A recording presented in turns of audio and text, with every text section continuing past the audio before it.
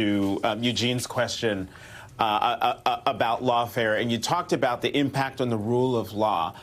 Let me play for you what Ed Martin, who is now the head of DOJ's so-called weaponization group, listen to what he had to say about what he plans to do. There are some really bad actors, some people that did some really bad things to the American people. And if they can be charged, we'll charge them. But if they can't be charged, we will name them. And we will name them. And in a culture that respects shame, they should be people that are shamed. And that's a fact. That's the way things work. And so that's how I believe the job operates.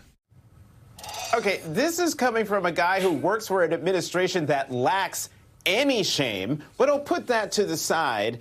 The word that comes to mind listening to that kind of rhetoric, Stacey, is witch hunt. Why shouldn't the American people be concerned not just for the rule of law, but what could happen if that mentality and that mindset metastasizes to not just going after the president's immediate political enemies, but targeting regular, everyday citizens who might say something that the president doesn't like? Yeah, I mean, I think everybody should be very afraid right now. We're seeing that Ed Martin is weaponizing the institution he was ostensibly hired to de-weaponize. And what he's doing, what he said openly, is that when DOJ doesn't have the evidence required to prosecute people, DOJ is going to name and shame them, which is antithetical to what DOJ is tasked with doing. And it violates important tenets of the Justice Manual, which is kind of the Bible for prosecutors in the Justice Department. And the Justice Manual says very clearly that you cannot identify uncharged parties. You cannot disclose non-public information. You can't declare that somebody's guilty without a finding of guilt. So we should be scared not only because DOJ is investigating and charging, prosecuting individuals who seem to be targets just for retribution, but it's also attacking individuals who the DOJ is not finding enough evidence to actually pursue.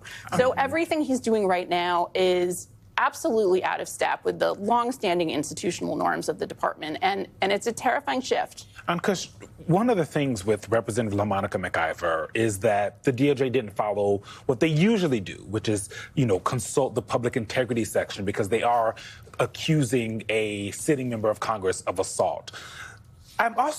We all watched the video. Maybe they got video we ain't seen.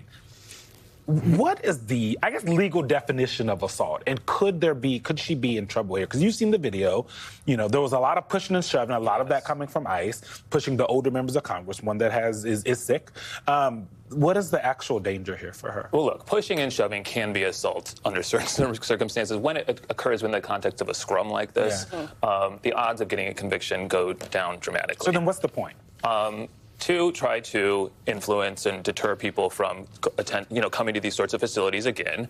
I will say, the fact that they had to drop the charges against Ras Baraka do not bode well for this case.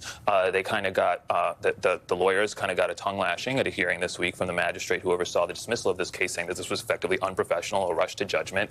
And if that is what influenced the same as the charges against MacIver, which seems to be quite thin on factual grounds, and, we may see a similar result there at the end of the day, not necessarily the government dismissing it, but the judge, or right now it's at the misdemeanor level, so it's not clear that she'll get a jury. But at some point, the case might get tossed. It's not a very strong case, so far as I can tell. And that's going to be a problem for Ed Martin, too.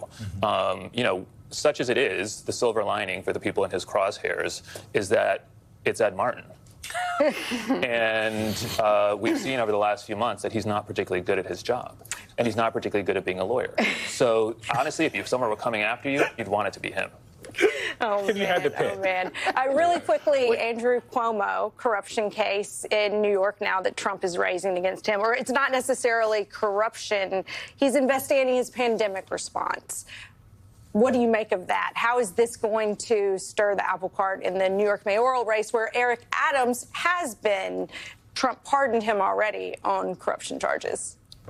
I don't want to get into the merits of the case, But what is so irregular and what is such a violation of Justice Department rules is that these charges were brought 1 month before the primary. DOJ is explicitly told, again, through this justice manual, through the set of policies that DOJ prosecutors and litigators must follow, you should not bring charges in a way that will influence elections. That is stated in 2 places in the Justice Manual.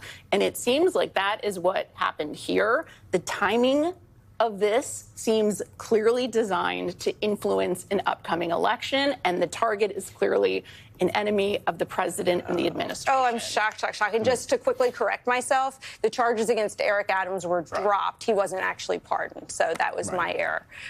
But you know, the most shocking thing in this conversation is that we had a Beyonce-related question to talk about, and Eugene didn't even ask it. Because I'm not bringing her into this mess, honey. The Beyonce got bigger things to do. We got concerts to do. She got songs to sing. Right. that is true. Stacey Young, Ankush Kadori, thank you both very much for coming to the weekend. And still ahead, Minnesota Attorney General Keith Ellison on what's changed for better or for